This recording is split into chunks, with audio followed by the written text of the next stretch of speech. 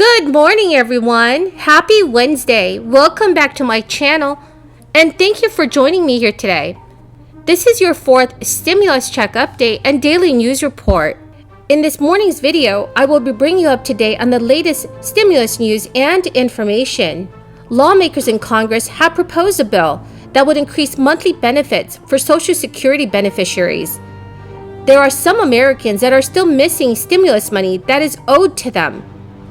Also, this Friday, I will be announcing 3 more winners of my Amazon gift card giveaway. To enter my giveaway, all you need to do is subscribe to my channel, like this video, and also leave a comment below. Thank you so much, everyone. President Biden's decades of experience in the Senate and his personal faith in compromise were rewarded on Tuesday when his $1 trillion infrastructure bill passed the Senate in a rare bipartisan vote of approval. The vote was a culmination of months of intense work by the White House and a bipartisan group of 10 senators who negotiated a dizzying series of compromises that maneuvered the bill through a deeply divided Senate. But in the end, 19 Republicans crossed party lines on Tuesday and joined all 50 Democrats in voting for massive new investments in roads, bridges, broadband access, public transit, and green energy. The vote was a massive vindication for President Biden's belief that despite its arcane rules, the Senate still fundamentally works as it was intended to, a belief not shared by many of President Biden's fellow Democrats. Right now, the Internal Revenue Service has sent billions of dollars in relief to millions of Americans since the start of this crisis. Yet some are still missing what is owed to them. So if you have not received a stimulus check or have received less than the full amount, you may be eligible to claim that 2020 recovery rebate credit. Good afternoon. Last week we had good news on job growth. 943,000 jobs created in July, the 7th largest month of job creation in U.S. history, making the administration the first ever to add 4 million jobs in the first 6 months in office.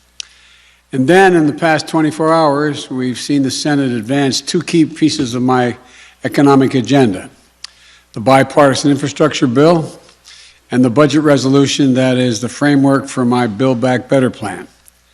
Today, I'm pleased to share more good news with the American people.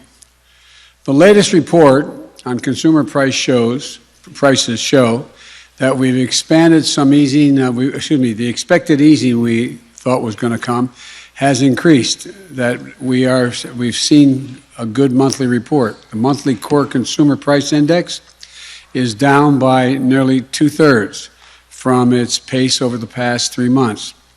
And when you take out the goods directly impacted by the pandemic, like cars and airplane tickets, and the monthly core consumer price index is less than 0.2%. So here's where we stand. Jobs are up and monthly price increases have come down. Economic growth is up, the fastest in 40 years, and unemployment is coming down. So I would argue the Biden economic plan is working. And historic investments are on the way as well.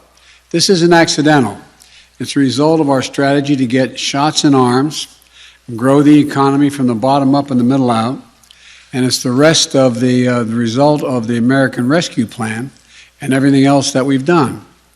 And it's a result of the grit and determination and really hard work of the American people. But even with all this progress, a lot of families are still feeling the... To claim the credit, the IRS recommends that you file a 2020 tax return, even if you're not required to. So if you don't owe any money, there's no penalty for filing after the tax deadline. Additionally, you must know the amount of the first and second economic impact payment you received.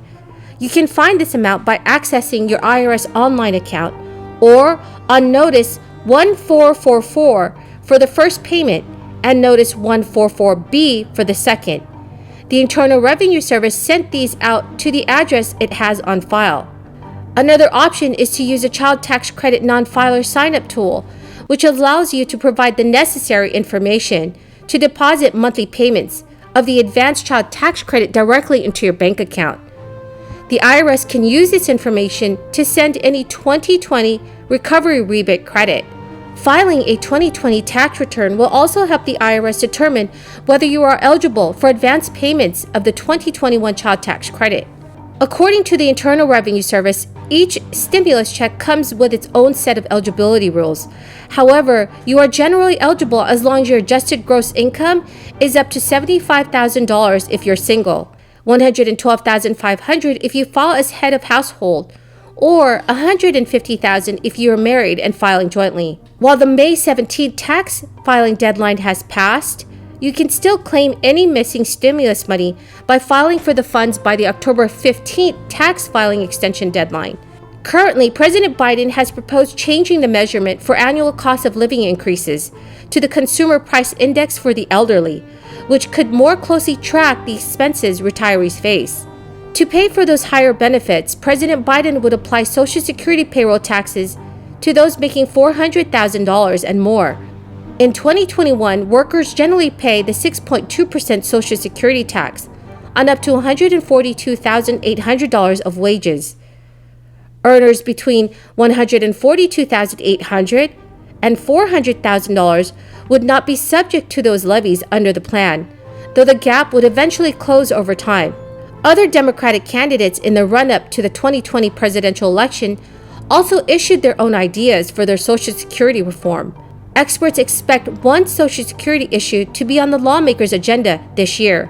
The crisis has created a so-called notch that would reduce benefits for those turning 62 and claim retirement benefits in 2022, as well as those who file for disability or survivors benefits that year.